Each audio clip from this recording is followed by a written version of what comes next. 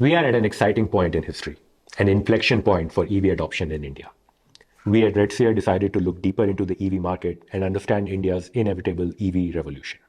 While the current penetration levels, that's EVs sold as a percentage of total two-wheelers, are about 4% for two-wheelers and 1% for four-wheelers, we expect these to be closer to 75% and 30%, if not more, by 2030.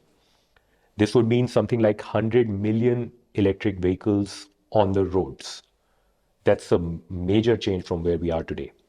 But with over 300% increase in electric two-wheeler sales in just the last 12 months, we are already seeing the beginnings of this revolution.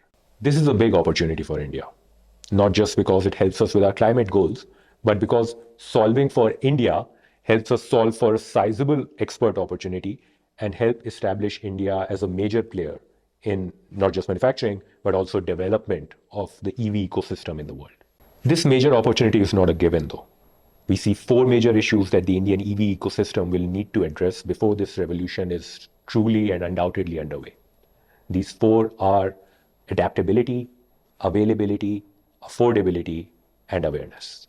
We've seen that most of the technology development for EVs has taken place in US, parts of China, and parts of Europe. These are places with very different climate, road, and traffic conditions than India. India would need to adapt almost every part of the technical value chain, from how the cells and batteries are manufactured to the temperatures that they operate in, how these batteries are powered or discharged, how the power is delivered to the electric motor. All parts of these value chain will need to be adapted and made for India for there to be this widespread adoption that we are hoping for and frankly need as a planet. The market till now has been characterized by imports, basically getting the entire vehicle as a knockdown kit and assembling it in India.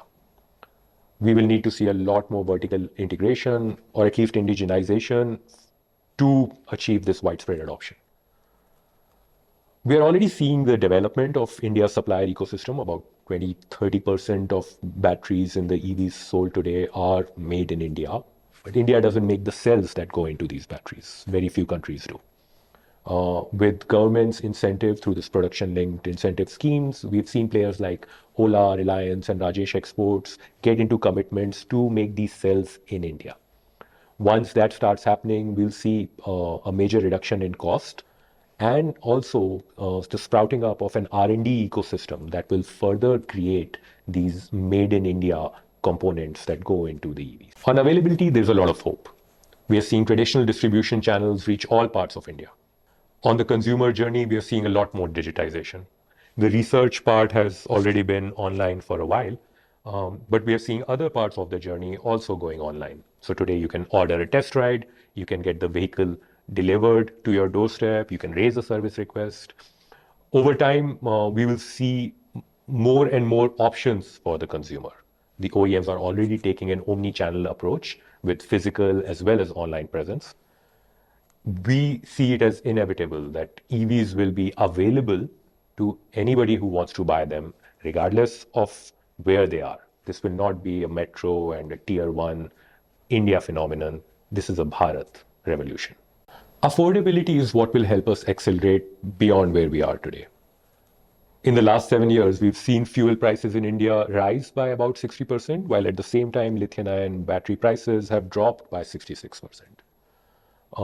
Today, between the FAME and state subsidies, the total cost of ownership of an electric vehicle is anywhere from 20 to 60% lower, depending on your usage. This value proposition will need to and will continue to get better with cell and battery indigenization in India. We will see that the initial price itself, and at some point even without subsidies, that the initial price itself is lower than a comparable internal combustion engine two-wheeler. At that point, EVs will no longer be an enthusiast or an early adopter market. This will be as mainstream as it gets. Finally, awareness. Our consumer survey validated that potential buyers of EVs have range anxiety. Our survey also validated that it is not warranted, that their usage is typically half or a third of the range provided by most vehicles. People also believe that EVs are not as powerful as their ICE counterparts. And it's exactly the opposite for a comparable vehicle. We talked about cost of ownership earlier, and while that math is very clear to people who have already bought an EV, it needs to be explained to a larger population. People also don't buy EVs due to lack of reviews from their friends.